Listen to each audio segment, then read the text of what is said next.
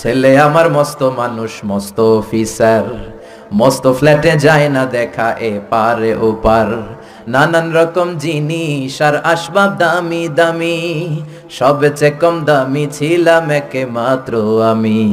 ছেলের আবার আমার প্রতি অগাধ সম্ভ্রম, আমার ঠিকানা তাই বৃদ্ধাশ্রম। ঠিক কি না? এজন্য আল্লাহ ডেকে বললেন, খবরদার, বাবা মারে বৃদ্ধাশ্রমে রেখে এসো না। তোমাদের জ্বালা যন্ত্রণা বাবা মা সহ্য করেছে, তোমারে ঘর থেকে বের করে দেয় নাই, এতিমখানায় রেখে আসে নাই। এজন্য বাবা মা যদি ঘরের মধ্যে পেশাব করে পায়খানা করে পরিষ্কার করবা, তাহলে তোমার জীবনটারে উজালা করে দিবে কে? আল্লাহ। বৃদ্ধাশ্রমে রেখে আসা যাবে? বাবা মারে যদি বৃদ্ধাশ্রমে রেখে আসো, মনে রাখবা তোর কপালে বৃদ্ধাশ্রমে জুটবে না। তুমি যদি বাবা মারে বৃদ্ধাশ্রমে রেখে আসো, তুমি বয়স্ক হলে তোমার কপালে বৃদ্ধাশ্রম নাই। ঠিক কি না? ভাঙ্গা থালা হাতে নিয়ে তুমি রাস্তায় ভিক্ষা করে খাবা। এজন্য আল্লাহ বললেন, ইহসানের প্রথম ব্যাখ্যা, ইম্মা ইয়াবলুগান্না ইনদাকাল কিবারা আহাদুহুমা আও কিলাহুমা ফালা তাকুল লাহুমা উফ। বাবা মা যখন বার্ধক্যে উপনীত হয়, তাদের কোনো কাজে নাক ছিটকাবা না, উফ শব্দটাও করবা না, উহ আহ এটাও বলা যাবে না। কথাটা কার? আল্লাহ। ইহসানের দুই নাম্বার ব্যাখ্যা, ওয়ালা তানহারহুমা, আব্বা আম্মারে ধমক দিও না। কিছু ডাকা আইতাছে, মায়ের ধমক দেয়, মায়ের ডাকে বুড়া, বাবারা ডাকে বুড়া, মায়ের ডাকে বুড়ি, আছে না নাই? কেমন করে মা বাবারে তুমি বুড়া বুড়ি ডাকো?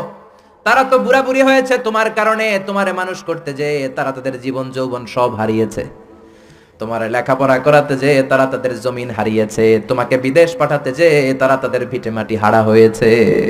কিছু লোক আছে এলাকার সবার সাথে খুব মিষ্টি আলাপ, বন্ধু বান্ধবের সাথে খুবই ভদ্রতা, কিন্তু ঘরে ঢুকলেই মায়ের সাথে ঝিড়কি দিয়ে কথা বলে, ধমক দিয়ে কথা বলে, এরকম বেয়াদব আছে না নাই? আল্লাহ বললেন, ওয়ালা তানহারহুমা, ধমক দিও না, তোমার সব আমলগুলো বাতিল করে দিবে কে? ওয়ালা তানহারহুমা ওয়া কুল লাহুমা কওলান কারীমা, বরং বাবা মার সাথে কোমল আচরণ করো। যত ভদ্রতা তুমি জানো, যত নম্রতা তুমি শিখেছো, যত কার্টিসি তুমি জানো, সব কার্টিসি বাবা মার সাথে মেইনটেইন করবা। যত সফটলি কথা বলা যায়, যত কোমল ভাবে কথা বলা যায়, যত মোলায়েম ভাষায় কথা বলা যায়, বলতে হবে কার সাথে? জোরে বলেন, রাজি আছেন তো? রাজি আছেন? এরপর আল্লাহ বললেন, ওয়াখফিদ লাহুমা জানাহায যুল্লি মিনার রাহমাতি ওয়া কুর রাব্বিরহামহুমা কামা রাব্বায়ানি সাগীরা। ওয়াখফিদ লাহুমা জানাহায যুল্লি মিনার রাহমা, বাবা মার জন্য রহমতের চাদর বিছিয়ে দাও। তোমার যত সম্পদ আছে মা বাবার পায়ের সামনে বিলিয়ে দাও, তোমার জীবনে বরকত দিবে কে? আল্লাহ। এজন্য প্রথম বেতন পেলে টাকাটা দিবেন মায়ের হাতে, গিফট কিনলে আগে দিবেন মাকে। বউরে দিবেন না ওটা বলতেছে না, বউরে তো দিবেনই, কিন্তু আগে মায়ের হাতে কিছু দিবেন, তাহলে আপনার ইনকামে বরকত দিবে কে? আল্লাহ। আর বাবা মা একজন কিংবা দুইজন যদি দুনিয়া থেকে বিদায় নেয়, বাবা মার কবরের সামনে দাঁড়িয়ে চোখের পানি ছেড়ে তোমরা পড়ো, রব্বিরহামহুমা কামা রাব্বায়ানি সাগীরা ওয়া কুর রাব্বিরহামহুমা কামা রাব্বায়ানি সাগীরা। কবরের সামনে দাঁড়িয়ে আল্লাহরে বলেন, আল্লাহ, বাবা মা ছোটবেলা যেমনি আমাদেরকে আদর দিয়ে, সোহাগ দিয়ে, ভালোবাসা দিয়ে আগলে নিয়েছে, আমার বাবা মা ইন্তেকাল করার কারণে তোমার কাছে যাওয়ার পরে তুমিও আদর আর ভালোবাসা দিয়ে আমার বাবা মাকে কাছে টেনে নিও। পড়ে না আমিন? আর জোরে পড়ে না আমিন? এজন্য আল্লাহর ফয়সালা দুইটা। জোরে বলেন, কয়টা? সবাই বলেন।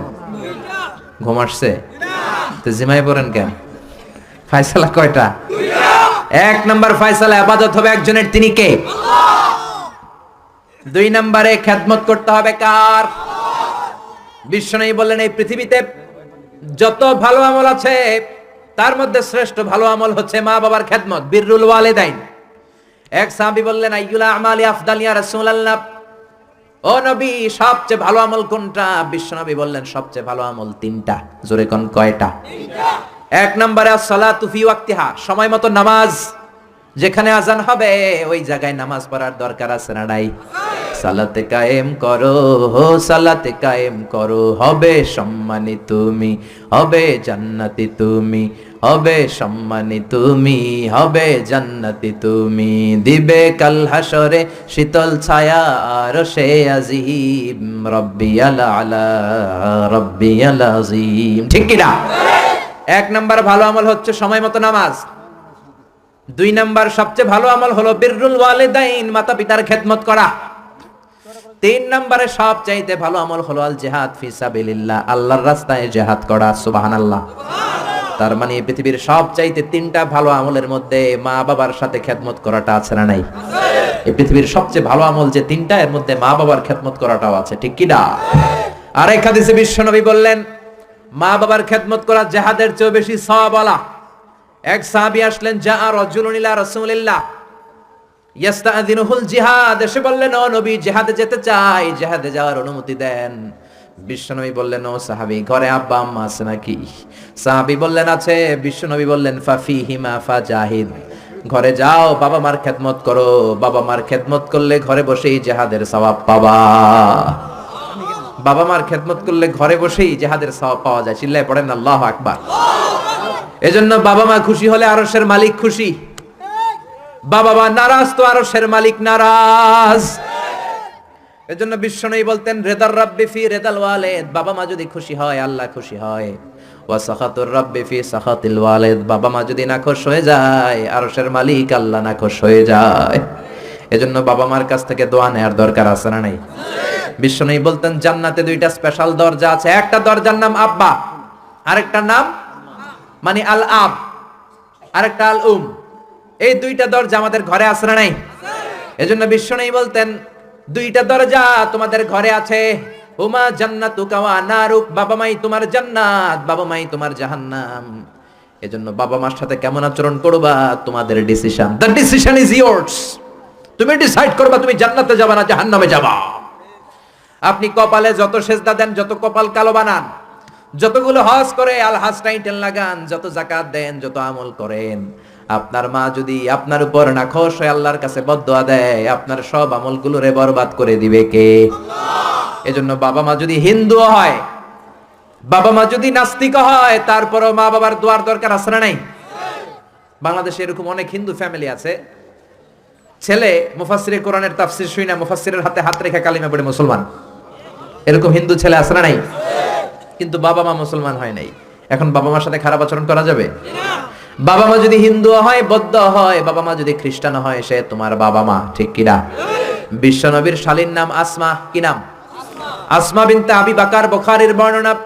বিশ্বনবীর কাছে এসে বললেন নবী আনা মুসলিমা, আমি মুসলিম, ওয়া উম্মি মুশরিকা, আমার মা মুশরিক, আফাসিলুহা, এখন আমি কি করব? আমার মায়ের সাথে ভালো আচরণ করব নাকি খারাপ আচরণ করব? বিশ্বনবী বললেন খবরদার সিলিহা, তোমার মায়ের সাথে তুমি ভালো আচরণ করবা। বাবা মা মুশরিক হোক, কাফের হোক, তাদের দোয়া, তাদের আশীর্বাদের দরকার আছে না নাই? সাইয়েদনা ইব্রাহিম জালিল কাদের পয়গম্বর, ঠিক কি না? উলুল আজমি মিনার রাসূল, খলিলুল্লাহ, মুসলিম মিল্লাতের জাতির পিতা, চিল্লায় এখন ঠিক কি না? কিন্তু ওনার আব্বারে উনি কালেমার দাওয়াত দিতে পারে নাই, দেওয়ার পরেও মানে নাই বাবার নাম আজহার। তারপরে উনি বাবার সাথে খারাপ আচরণ করেছে নাকি? মোলায়েম ভাষায়, কোমল ভাষায়, আদবের সাথে বাবার ডেকে বলেছে ইয়া আবাতি লিমা তা'বুদু মা লা ইয়াসমা'ু ওয়া লা ইউবসিরু ওয়া লা ইউগনি আনকা শাইআ। ও আমার সম্মানিত পিতা, কেন ওই মূর্তির ইবাদত করেন? 10টা হাত এরকম বের করে দিয়ে দাঁড়ায় থাকে, জিহ্বা বের করে, সামনে থাকে মিষ্টি রসমালাই, দুধ কিচ্ছু খেতে পারে না, মাছি বসলেও তাড়াতে পারে না, ঠিক কিনা? কেন এই মূর্তির পূজা করেন? কেন এই পুতুলের ইবাদত করেন? যে এই পুতুল কানে শোনে না, চোখে দেখে না, নিজের গায়ের মাছিটা নিজে তাড়াতে পারে না। বাবারে আদর করে, যত্ন করে, সম্মান দিয়ে বুঝালেন, কিন্তু বাবার সাথে কি সাইয়েদনা ইব্রাহিম খারাপ আচরণ করেছে? জোরে বলেন, খারাপ আচরণ করেছে? এজন্য বিশ্বনবী বললেন খবরদার, মা বাবা কত রহমত থাকলে মানুষ বোঝে না, যখন চলে যায় তখন বোঝে, কিন্তু তখন বুঝলে লাভ হয় না, ঠিক কিনা? যতদিন বাবা মা বেঁচে থাকে বটবৃক্ষের মতো ছায়া দিয়ে থাকে, ছাতার মতো মাথার উপর দাঁড়িয়ে থাকে। ও মিয়া, বন্ধু চলে গেলে বন্ধু পাওয়া যায়, ওয়াইফ চলে গেলে ওয়াইফ পাওয়া যায়, টাকা চলে গেলে টাকা পাওয়া যায়। জনম দুঃখিনী মা যদি দুনিয়া ছেড়ে চলে যায়, মারে আর পাওয়া যায় নাকি? ওগো মা তুমি এই ধরনের শ্রেষ্ঠ নেয়ামত, তোমারই পদ তলে রয়েছে জান্নাত। ওগো মা তুমি এই ধরনের শ্রেষ্ঠ নেয়ামত, তোমারই পদ তলে রয়েছে জান্নাত। সুবহানাল্লাহ।